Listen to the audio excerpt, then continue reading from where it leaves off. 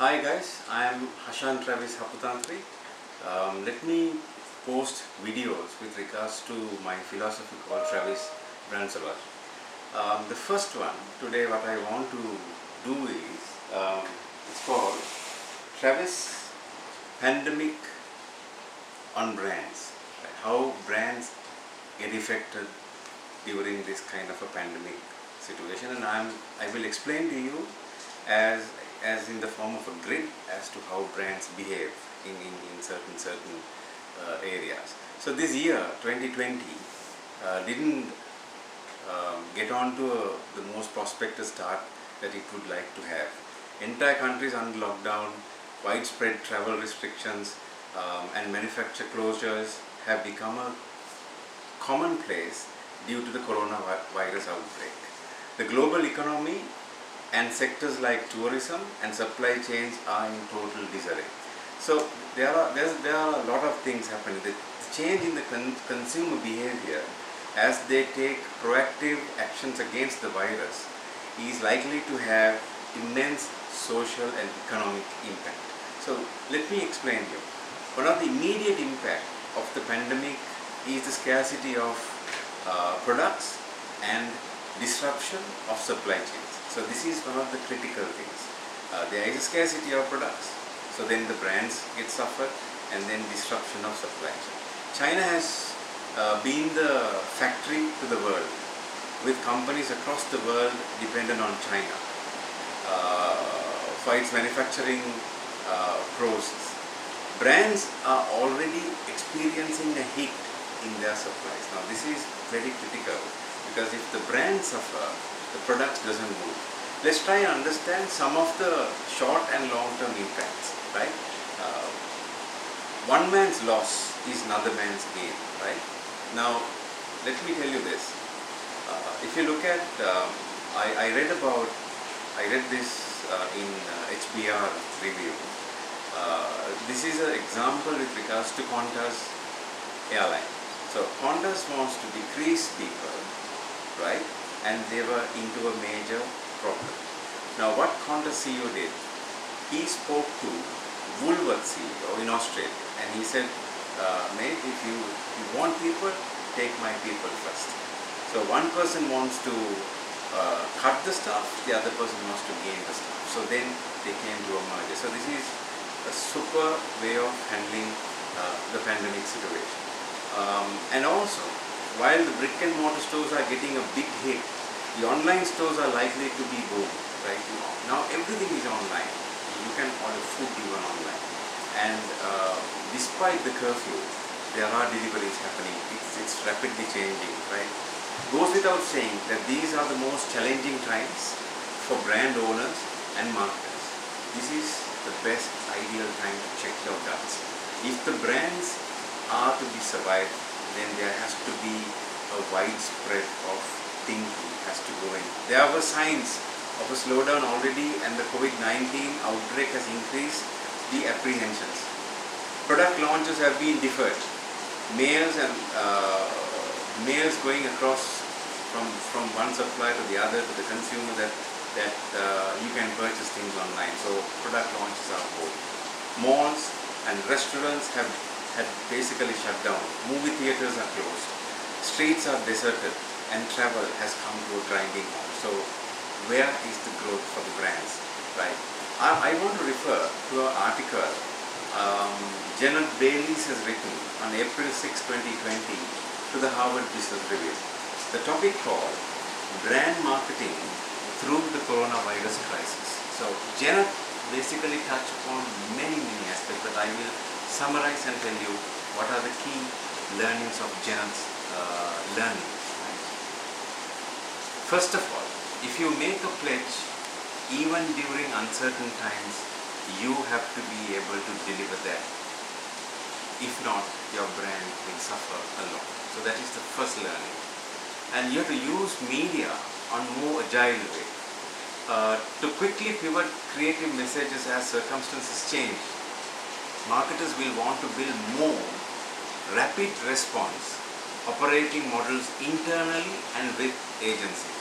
I'll tell you a super example. Nike, take Nike as an example. Nike immediately changed, right, and adopt a new message called play inside, play for the world. Play inside, play for the world. How brilliant that is, right?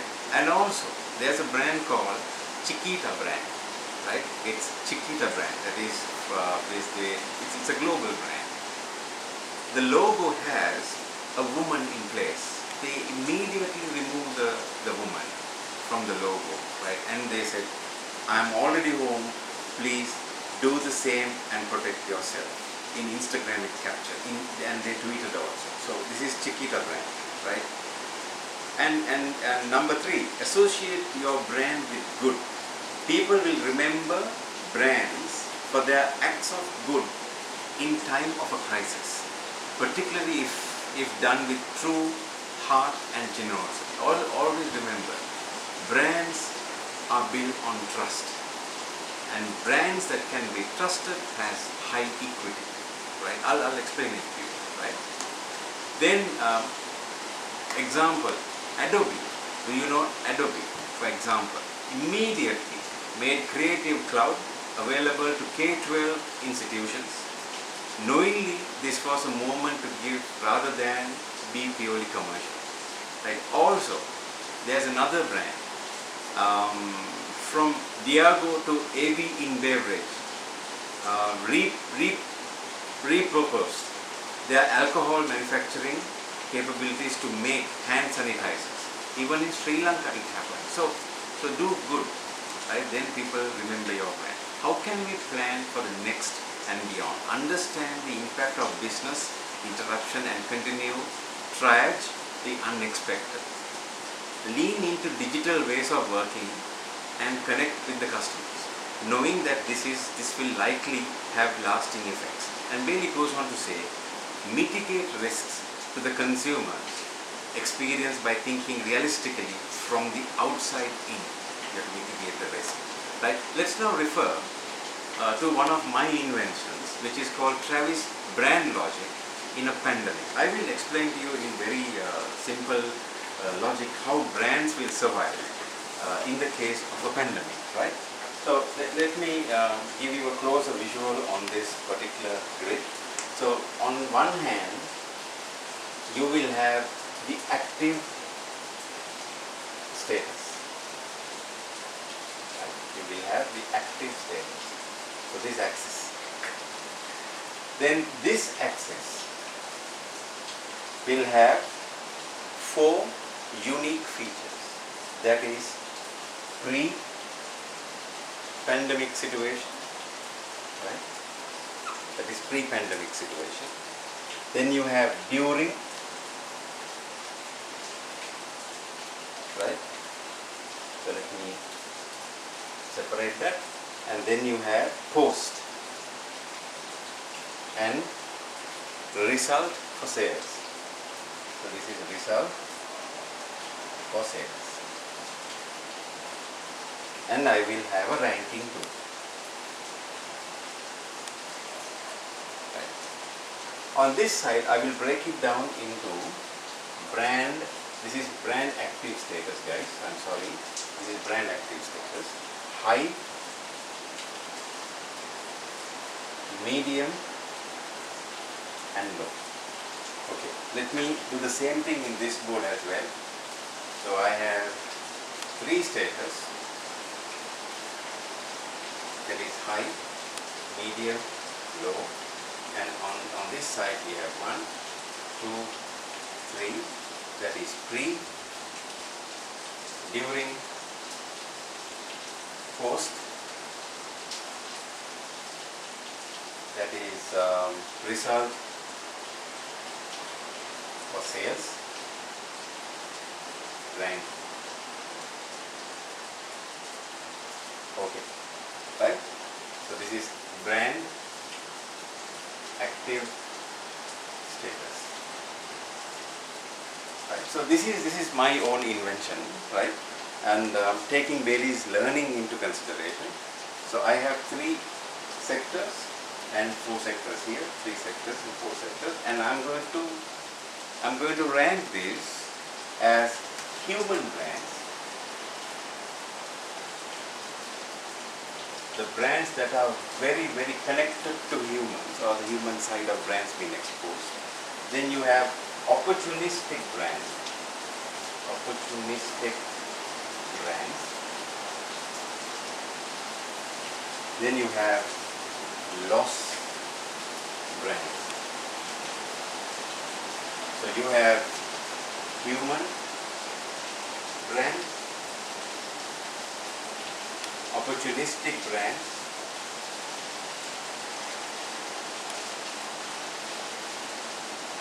and you have loss brands. So let me take the first scenario. It's very easy.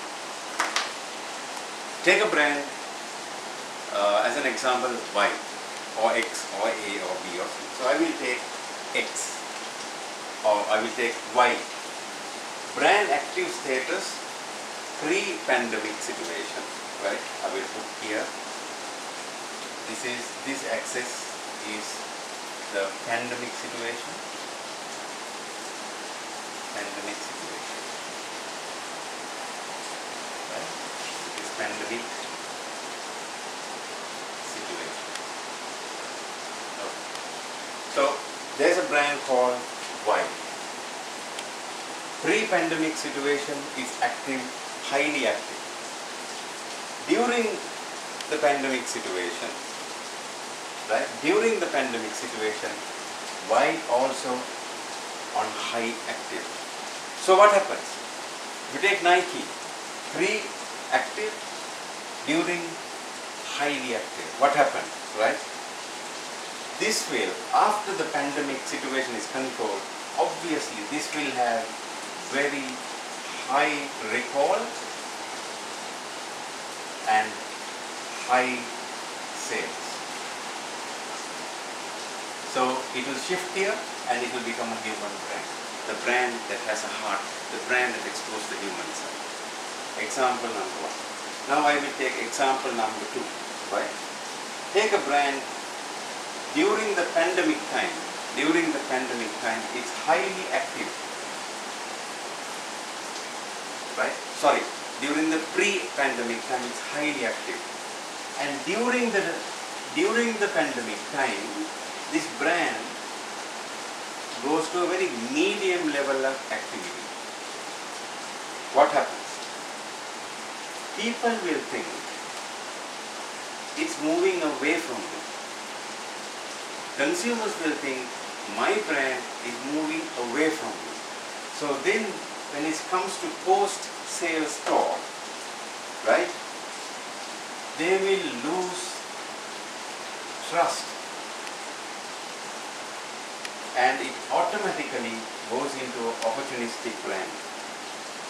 It will automatically goes into an opportunistic brand because people think, oh my goodness, my favorite brand is not there anymore. That is example number 2. So this is example number 1. This is example number 2. Now let me get into another scenario, right? A brand that is highly, it's not active that way, right? Say it's medium active during the pre-pandemic, right? And all of a sudden, it goes very active during the pandemic time. It helps you, it comes to your doorstep, deliver free goods, discounted rates, you call, you're there, no boundaries, right? You call now, it comes, deliver, they ask, they give you brilliant treatment. A medium type brand, active suddenly. Believe me, it will become high recall brand and it will become, right? It will become a human brand. So this is my third option. Third example, right? Let's look at another example, right? A brand that is very medium in activation, right? Pre-pandemic time. So I will say simple C, right? And during the pandemic, during this pandemic time, this C goes very low. Very low. They become ultra silent, right? What happens? It will, right? It will lose credibility. It will lose credibility. It will become a lost brand. You can never survive. You can never survive, right? So this is my fourth. So think about what is happening to your brand, right? Now I will move, this is quarter, now I will move to this side, right? I will take another example. A brand that is very low in activity during the pre-pandemic time, right? We'll say simple B. And once the pandemic is on, during the pandemic it becomes a kind of a medium. It shoots to the medium activity level, right? What happens? Again, people will never consider this as a brand that can trust, right? So people will lose trust, and people will rank this brand as a very opportunistic brand. They are trying to seize an opportunity, right? On the other hand, guys, a brand that is so low during the pre-pandemic time suddenly increase their brand activation during the pandemic time. What will people think? People think that it is a legendary brand? I don't think so. People think, no, it's not going to be there. Right? They think it's an opportunistic brand. So, how to be a human brand? What happens to an opportunistic brand? And what will happen to a lost brand? Think for a minute where your brand stands and try to manage or mitigate that brand risk what you're going to have. Thank you very much. Hope you had a knowledge expansion in your brain. Thank you.